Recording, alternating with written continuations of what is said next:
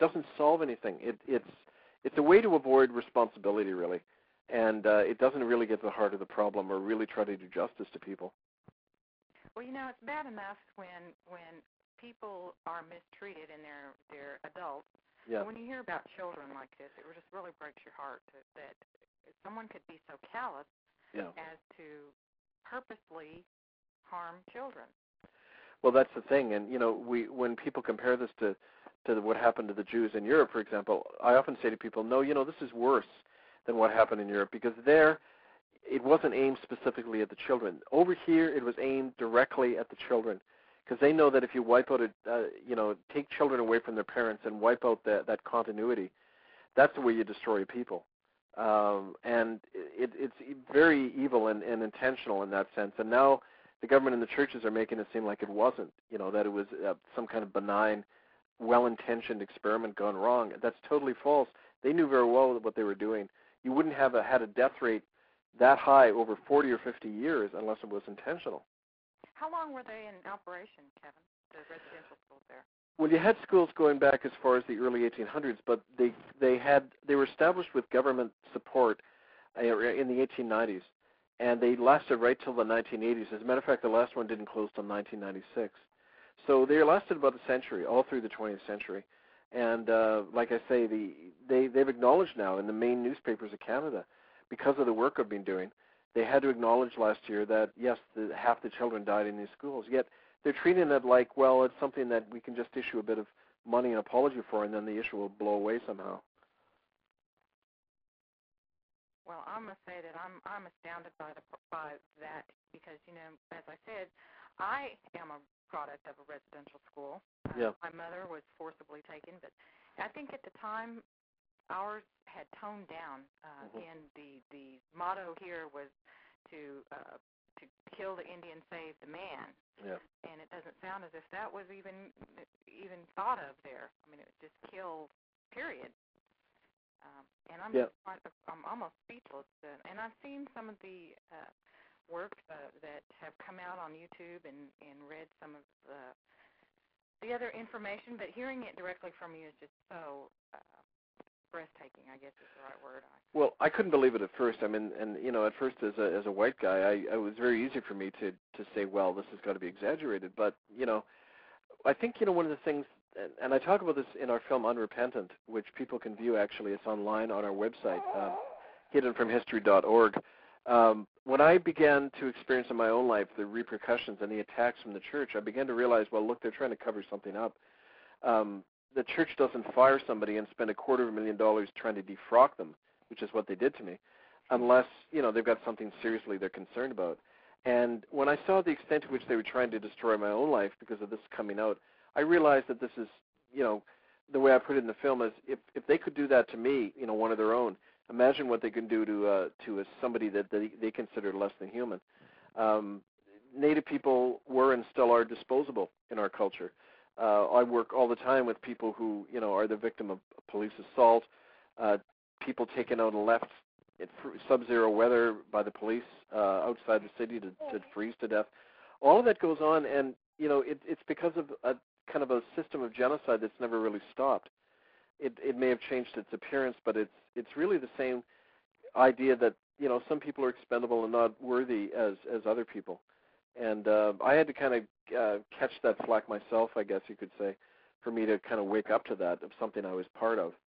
Well, let's go back to that for a minute. You mentioned that someone else had started, you'd read some papers. What became of their work? I mean, why wasn't this brought out before? I mean, was it swept under the rug? Or just very much. Oh, you mean Dr. Bryce and his report? Yes. Uh-huh. It's interesting, he was very well known. He was the chief medical officer for the whole Indian Affairs Department in Canada. This is a fairly senior civil servant. He found out, he was amazed what he found out, that basically Native kids were being deliberately killed through exposure to disease. He wrote about it, and he was blacklisted, driven out of the civil service. He was not allowed to be published anywhere. He went through something really similar to what I've gone through.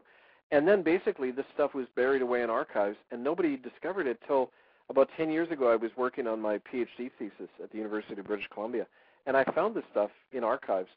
And there was kind of a conspiracy of silence on the part of academics in Canada. Like, people knew, and they still are this way, they know not to go near the subject at all. And they basically, there's kind of this self-imposed censorship on this whole history. But people throughout the last century have known this and have tried to bring it up. But Canada is a very different place than the United States. It's a very closed society. There's no independent watchdogs. Everything is run by the government here, and there's no room. It's kind of like this British notion that you shouldn't do anything to challenge the government or the churches. They're beyond criticism and reproach, and anyone who does that is kind of a threat to society. And that's been a big part of the problem here. And I sometimes feel like I have to go down to the United States and apply for political asylum or something for this story to really get out. I mean, literally, I mean, I know you have got a lot of problems and repression in the United States, but at least down here, there's kind of a tradition of criticizing government, and you don't have that in Canada. I mean, it's a very totalitarian kind of society, despite its kind of liberal image. Well, I know that when I was growing up, we had always heard that Canada treated their native people better than we were treated here in the United States. And what a shock when I grew up and found out that it was quite the opposite. So tell us a little bit about when you started finding out these facts, if you will. Yeah. What were the steps that you took, and what happened when you brought it out? Well, I kind of naively went to the church, and I was still a minister. I was married at the time. I had two small daughters, 6 and 3 years old, and I went with this information that I was hearing to the church higher-ups, and they directly threatened me. They said, "You better stop looking into this if you want to keep your job." And I was told that, and this is coming from a fairly liberal church. The United Church is not like the Catholic Church. They like to pride themselves as being liberal-minded in that. But they told me in no uncertain terms that I better stop looking into this. One of the things that kind of forced the issue, though, was I found out that there was a whole history of the church basically stealing land from the West Coast Native tribes and then selling it off for quite a lot of profit to various logging companies, in return for kickbacks to the church officers. I found out an example of this, and I published it within the church, and within a few weeks I was summarily fired from my pulpit. I was told that I had to take a psychiatric exam if I was to stay as a minister. They tried to scapegoat me like there was something wrong with me.